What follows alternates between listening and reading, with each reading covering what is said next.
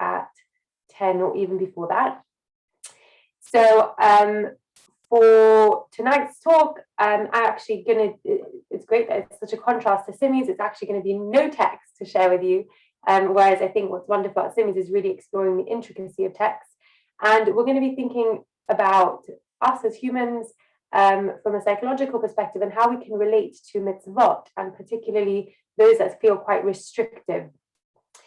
So to start off, Shavuot, we're celebrating receiving the 10 commandments.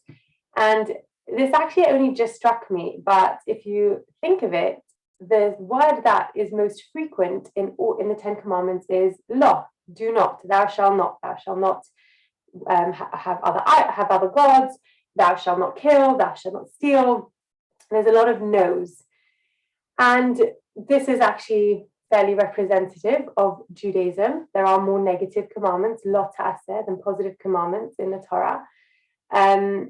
And it can sometimes make us wonder, are we a religion of saying no? Are we very restricted? Is it full of boundaries? Do we feel really like we're not allowed to enjoy and have fun, and like being Jewish is this burden of limitations? And particularly thinking about what it must have been like for Bnei Israel at that time, just having come from literally slavery to being free and then being placed with all of these restrictions on them. So many laws. And compared to many religions, we have so many details to what we can and cannot do. So what I want to explore with you this evening is the role of boundaries and limitations in our lives and how we interact with them psychologically. So the first part of this is actually going to be thinking really about how we work as people psychologically, and then I want to tie it into some concepts in Judaism, from Pirkei Avot, from Kabbalistic ideas, and try and bring it all together. And I'd love to have your input if you would like to give it. So just unmute yourself or raise your hand, either physically or through the Zoom. So as humans, there's this theory that we prefer certainty more than uncertainty. We like to know rules. We like to know how things will work. There was this fascinating experiment in 2016 by Berker and others that was published in a very popular journal, like a well-esteemed journal called Nature Communications. And what they did is they had people playing computer games. And on this computer game, there were lots of rocks, and they had to turn the rocks over. And some of those rocks had snakes. And when they found a snake, they would actually get a slight electric shock. And this is often used in behavioral psychology to sort of create a negative impact, to check people's stress levels, to do some conditioning. It's a way of understanding human behavior more. And they took a few measurements at the same time. They checked their saliva for cortisol, they checked their pupil for dilation, their temperature, all these things that indicate biologically whether you're stressed or not. And they also changed the game for different people in different settings. Some people, there was zero chance of them getting shocked. There was never a snake under the rock. Some people, there was always a snake under the rock. Some people, it was 50-50. And they found that people were more stressed in a situation where it was 50-50 than 100% chance of getting a shock, of a painful electric shock, which is fascinating, right? So people, what they concluded from this is that people prefer knowing that you will have pain, inevitable pain, than uncertainty, which, by the way, I think has a lot of implications for why people have struggled so much with the pandemic. It's not the part of the struggle, the underlying struggle has been this deep uncertainty about what will happen, when we'll be able to come out of lockdown, etc. So there's something about us humans that we crave certainty. We prefer certainty. Our brains constantly are trying to make rules, predict things. And the more that you understand that's what you do, sometimes it can really help when you think about, like, why do I think about things in that way? And we don't just do this when we're playing games and getting electric shocks, but we do this constantly when there's any form of possible negative punishments. For example, there's plenty of unwritten social norms that we don't dare break because of how people might treat us as a result. But then we also, the thing is that perhaps one way to explain this, the reason that we like rules so much is because we know when there's no rules, there can be chaos. and people don't act in a way that we can predict. You see this a lot actually in children. For those of you that have children in your life, or at some point had children, you'll know that boundaries and rules are super important for them, and not just in order to teach them to behave well, but just for their basic functioning, for predictability. So there's a concept called attachment in psychology, which basically predicts the ability that someone can relate to other people in their life. Like how good are they at forming relationships? And a big part of that develops when they're very young as babies. And it's based on like whether their parents or their caregivers respond to them effectively enough, right? So if they basically create rules, like if I cry, if I'm distressed, will somebody comfort me, right? Will I feel safe? Will I feel loved? And you have different types of forming attachments. The ones that are most worrying are people who have disorganized attachments, more than people who have sort of like a negative attachment, or the disorganized attachment, which is when they didn't get clear rules from their parents. Sometimes parents comforted them, sometimes they ignored them, sometimes they were harsh at them. This is, by the way, not controlled crying scenarios where parents have to kind of train their children to sleep by leaving them a bit. We're talking about, quite extreme situations for it to cause disorganized attachment. But this is fundamental to the development of a human being, and it stays with us throughout our whole life. Right? The extent to which we've learned how to navigate people, and we learn that from a very young age. So our brains are hardwired to like rules. And part of that is because we know how to act within those rules. There's predictability. We know where to push it. And I've not gotten to this stage yet, but as I understand, when you get to adolescence, it's almost the job of the teenagers to try and push those boundaries and see how far they can go. And the way that you respond to that, whether you feel, Trevor, is that a hand up? Yes. Is this connected to the things that people say that, more important, say, than when you say bring up children, whether you're very strict or very lax, is being consistent? Yeah, that's part of it. Absolutely, because then your child knows what's safe to behave with. Like, will they get shouted at for doing this or not? They can almost navigate within the rules.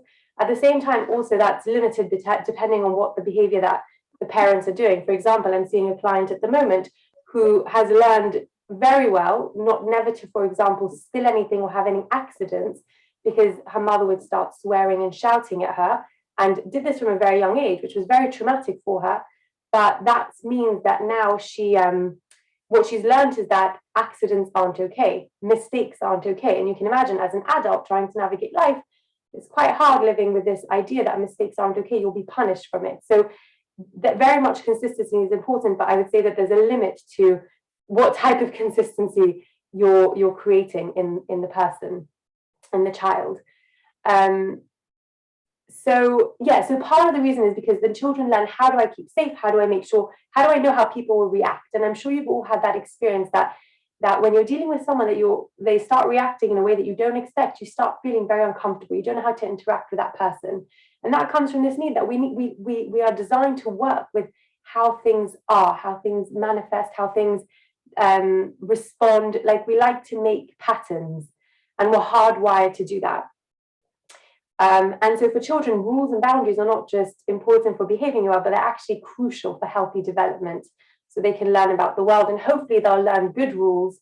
Sometimes, unfortunately, people learn bad rules. For example, I only get attention if I shout or if I'm nasty or bully. And of course, that they develop that because that's how we're hardwired to develop ourselves. But it's obviously we have to expose them to good types of rules. And we also see boundaries in therapy. So anyone who's involved in therapy will know that it's all about boundaries, boundaries, boundaries, boundaries. And probably that's the word I've talked about most this year through the pandemic, as people's lives, their work lives and their home lives have been completely meshed together. It is about the importance of maintaining boundaries and separation of different things. But when you're working with another person, this is particularly important because for the same reason as children, even when you're working with adults, it's important for them to know within what space they can navigate. In order for someone to trust me, they need to know what I'm going to do with that trust. How confidential is it? And how will I respond to, will I start shouting at them if they say something terrible, or I'm always like quite even natured and they're not really impacting me personally, and therefore they can say what they want to say, knowing that, for example, I'm not going to touch them, that they've got their space and their chair. Boundaries are really important therapeutically to create this atmosphere, this feeling of safety and security that people can then open up and be vulnerable. And you actually see really that boundaries are the thing that creates this. It's a very important therapeutic tool for people. It holds them. So the reason I'm talking about this is just to bring home the point that people thrive off boundaries and knowing what parameters it's safe to work within, because it means you can't go beyond this point, right? Like you can stay within this point, you can do whatever you want within this point, but beyond this point, you can't go, and that's good as long as I know about it. So bringing already this idea that some things are okay and some things are not okay, and it's important to have that structure. So there's another really interesting area of psychology called the paradox of choice, which you may have heard of. It's kind of become like a bit of pop psychology. And what this has found through various studies is that the more choice you have, the less happy you are. Yet we always want more choice. So if you're like me, I personally, over the years, have found internet shopping more and more stressful, as I know, like, okay, I'm looking at this up, but I could look this up on this other website, and maybe it's a bit cheaper, and maybe it's better quality. And there's actually so many to choose from. Instead of one tile, I can choose from 150 tiles. And you think that that's better because you have more choice. But actually, what studies find is that having this huge amount of choice and openness creates deep dissatisfaction.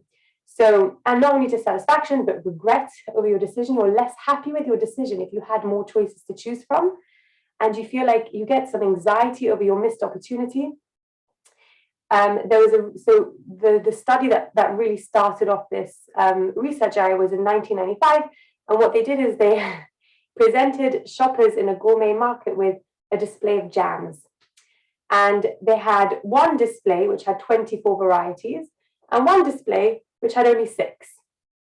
And he found that 60% of customers were drawn to the larger display, while only 40% were at the smaller display. But only 3% of those who visited the large display bought a jam, whereas 30% of people who were at the smaller display bought a jam. So this started off this whole area of psychology, which teaches us that having endless options doesn't make you happier, and actually you're less likely to commit to buying something. So I don't know if you've had that experience that you're just overwhelmed by choices. You actually just say, forget it, I can't make a decision, and you leave either the shop or the website and just put off making the decision. Trevor. I'm sure that's true, that having too much choice is stressful. But I was thinking across my mind, would we say that people, say, living in North Korea or Soviet Russia or China under maybe now, or maybe a while ago, were necessarily happy because they had very little choice? I mean, in Russia before it all broke down, we were there in, I think, 1987. I mean, in the shops, there was like one kind of thing you could buy, but I'm not sure that people are all happy or not. I think too much choice is clearly not good, but I'm not sure exactly whether there's some corollaries to this. Well, I think you're right that in that there's, a few choices are good, and the studies find that there's sort of like this, I forget the word, but like, there's a scale of where like up to a certain point, it increases your satisfaction with what you buy, and then after a certain point, it actually decreases your satisfaction. But the thing is, when you say happier, do you mean they weren't happy with their choice, or they just weren't happy because of the situation? Because it could be actually that they were just satisfied with their choice. When it comes to satisfaction, it's quite objective, and it's very much based on what else is out there. I get this question a lot when I talk about my study, because in my study, I basically found that more religious people are more satisfied with their intimate lives than people who are not religious. And people say, well, that's because they don't know any better. If you don't know any better, of course you're going to be satisfied. It's like driving a Ford instead of a BMW. Like if you don't know the difference, then you don't know the difference. And I turn back to them and I say, well, satisfaction is very subjective. So the extent to which you're happy with what you have is based on you. And it's not, just because you have something better doesn't mean you're more happy. And we'll talk about that in a second when we talk about Pirkei Avot. So this idea about also the paradox of choice, I just wanted to bring back to the Ten Commandments. The sort of the conclusion of all the no's, the last one is lo tachmod, you shouldn't be jealous. And I think this is such a powerful idea in terms of this concept of boundaries and openness and no's, in that when you're wanting what other people have, what do you do? What happens to you as a result? When you're constantly looking at others and saying, I want this that they have, and I want that they have, what does that do to the quality of what you have? It reduces your satisfaction with it. It's you're actually harming the things that you do have by wanting what other people have. By having this openness, this option, well, I could do this and I could do that. It takes away your satisfaction from what you have. And I definitely recognize this within myself. As soon as you, and maybe it's part of our culture nowadays, but as soon as you have one thing, you kind of move on to the next. And I see it with the kids. They'd be really wanting this toy, and as soon as they have it, they kind of move on to the next. And it's having this option of having lots of wanting and being able to get lots of things that actually takes you away from being able to enjoy the things you have.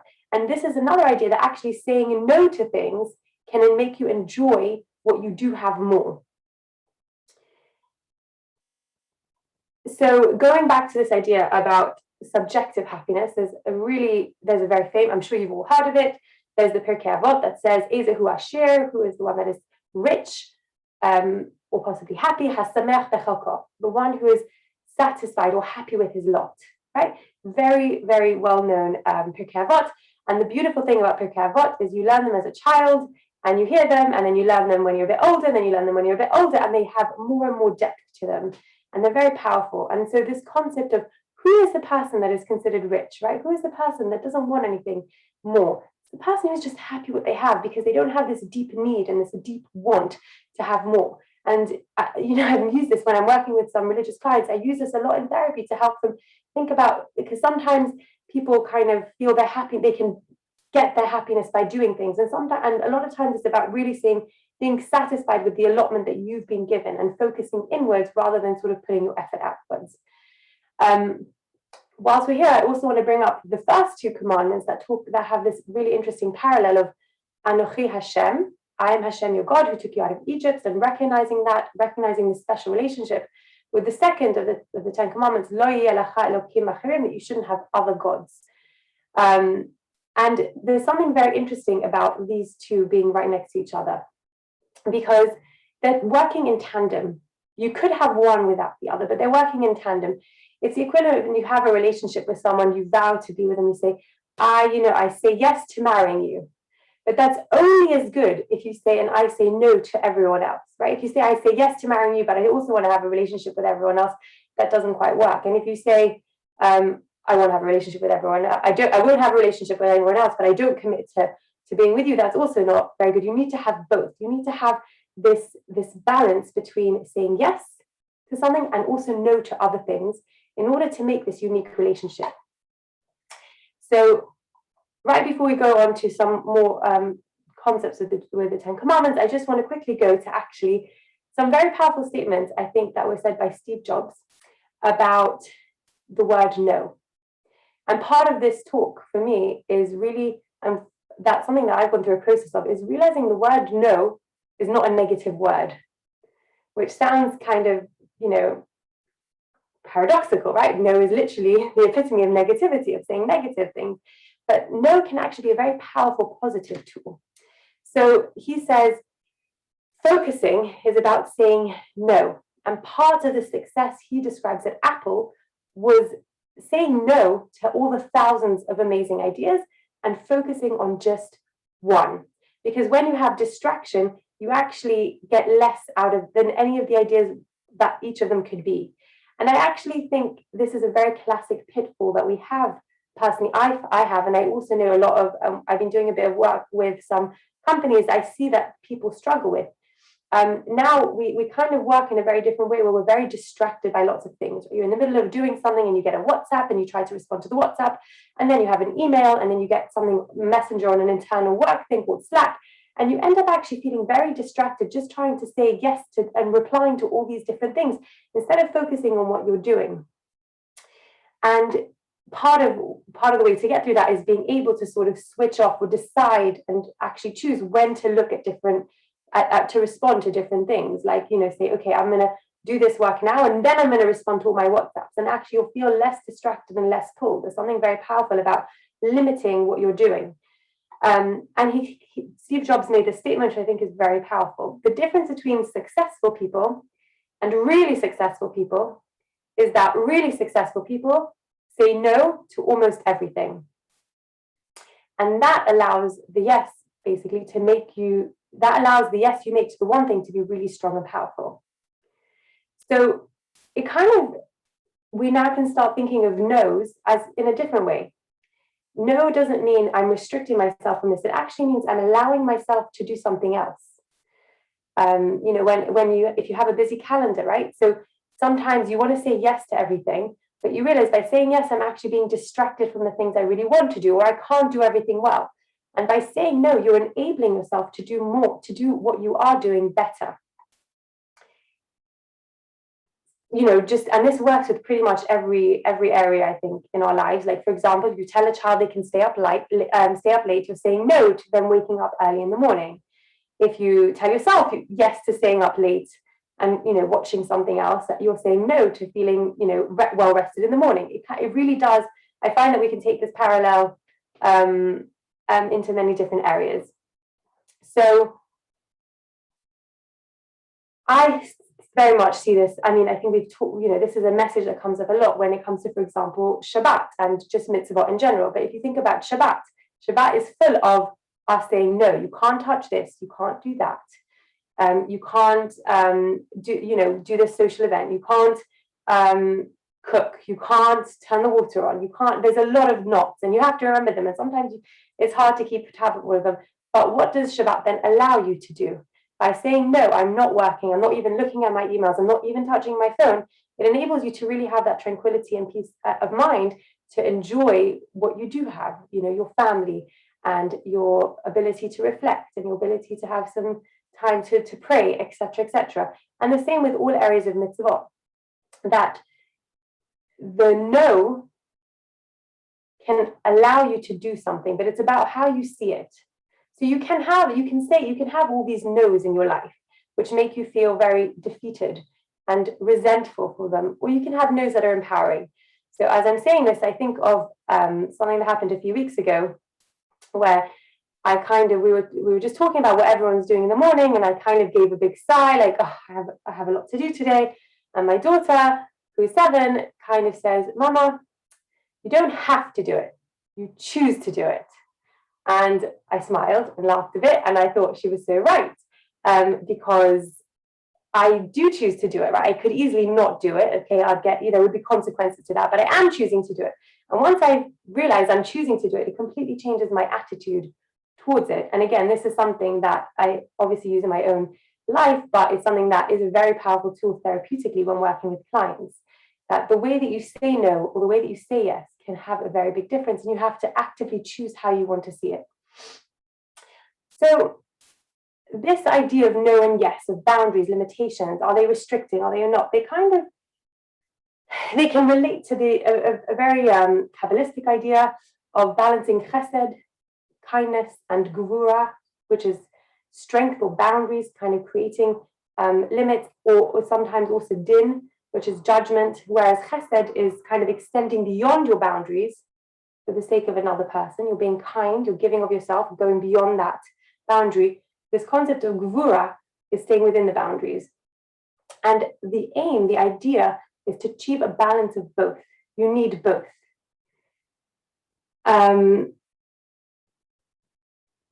So an example, you might think, okay, we know that, if you have very extreme judgment or very extreme boundaries, we can understand how that's not very good for everyone. But how can too much chesed be bad?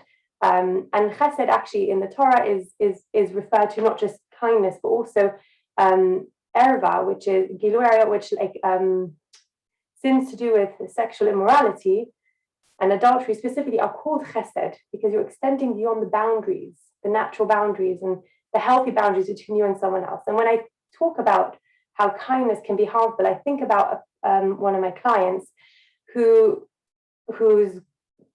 had a very big breakdown, and one of the things we've learned is that they can't really communicate, that the parents kind of really contributed to this by the environment and the stress they created, but this person basically never learned to give feedback to their parents about how they're impacting them. And now we're in therapy, they're like, well, I can't tell them how they make me feel, because then that would make them feel so guilty and so upset. I'd rather not tell them. But then when we explored that further, we said, well, how does that affect, okay, you're choosing to be really kind and considerate about that feeling, but how does that affect your relationship with them going forward? Is it always staying at a certain level? You know, when you have children in the future, will you trust your children to go to your parents based on how they are now? If you've never given them feedback of how they impact you, you know, how negatively they impact you, how can they won't change because they don't have that feedback. So for me, this was a really interesting example of how someone thought they were being really kind and considerate, but actually were choosing to actually be in some way harmful by not allowing the relationship to flourish. They were choosing almost to keep it at a very stunted level. And for those of you who've been counting the Omer, you might know that each week of the Omer and each day of the Omer is associated with a different character traits, different midot. And the first two are Chesed and Gvura. And part of our journey this time through the Omer from Pesach to Shavuot is actually to try and find a balance within our midot. And this is one of them, finding this balance between Chesed and Gvura, kindness and boundaries or strength. And I think this idea that no, and specifically the mitzvot, and the negative, even the negative mitzvot, negative commandments that tell us don't do this, don't do that, can represent freedom is so beautifully written in another Pirkei Avot, which says this: "V'haluchot ma'aseh Elokim hema, v'hamichtav michtav Elokim hu." The tablets were God's work, and the writing was God's writing. Hu charut al luchot. They were incised on the luchot. And then the Mishnah tells us, Al tikra charut, don't read this word, which doesn't have vowels, as charut, were inscripted or incised on the luchot, but rather read it as cheirut, as freedom. She'ein lecha ben chorin ela mi she'osek b'talmud Torah. For no person is truly free except for someone who labors in Torah. And I think this is a very beautiful idea, that the words themselves, they're there to give us a sense of freedom. And you think, how can we have this freedom when we're being told all the things that we have to do and not do?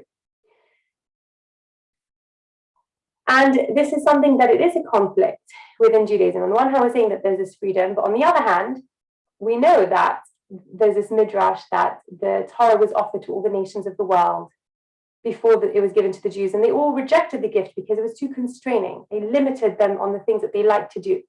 And at the same time, when we talk about mitzvot, we sometimes call it the yoke, the burden of mitzvot, or the yoke of Torah, or the yoke of heaven, the burden of heaven. We do refer to it as a burden, and we do have this contrast.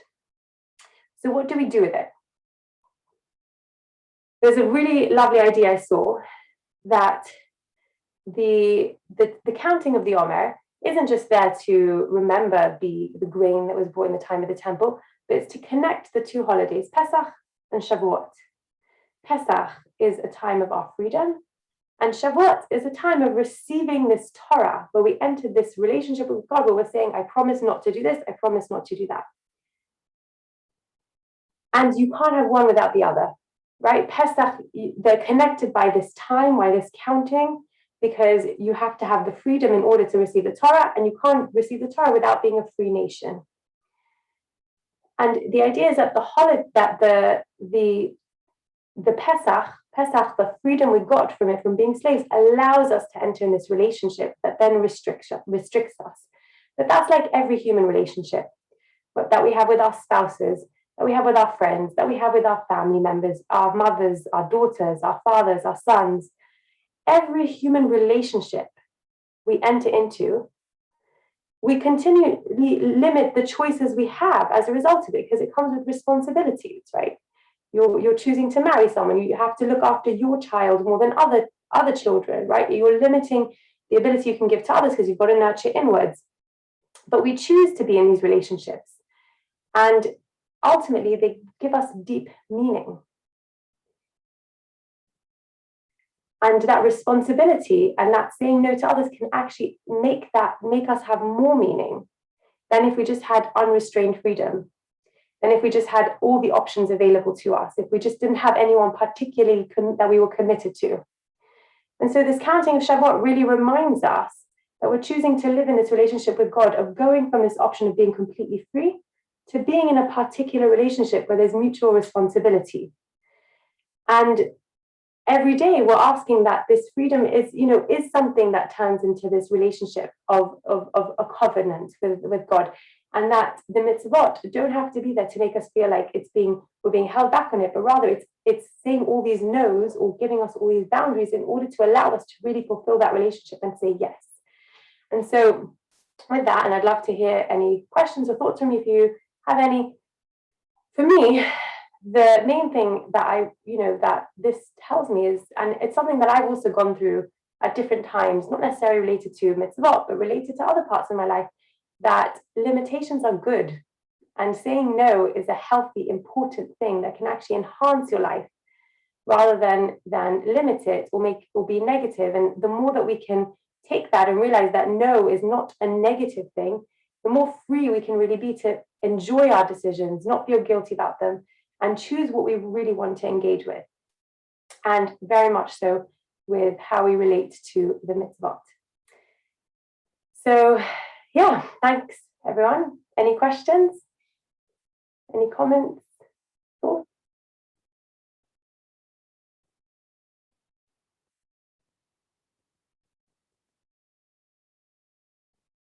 Okay. Yeah, I was going to say, last chance, Jackie can I Crossley. just say, yeah, I was going to say, listening to what you say, I think that living limits and boundaries is very important in children, because if they don't learn how to behave in the outside world and how they're going to, to behave and to be pleasant, then they're not going to do very well later on. And I've had children in school who are a nightmare to have in the classroom. And when you say to the parents, they come for a parents' evening, they would do so much better if they could behave, or if they could just stop talking or whatever. And the parents look at you and say, if you think this is bad, you want to see how they behaved with us at home. Well, that's no answer. I'm sorry. Yeah. And I think that's the problem nowadays. It's all this sort of, you mustn't upset the child. You must give it its freedom. You mustn't say no to them. And I think it's a huge mistake, because they've got to come up, they've got to meet people outside. They've got to got a career or whatever. And you can't just do what you want to do. You do have to learn how to behave in the outside world.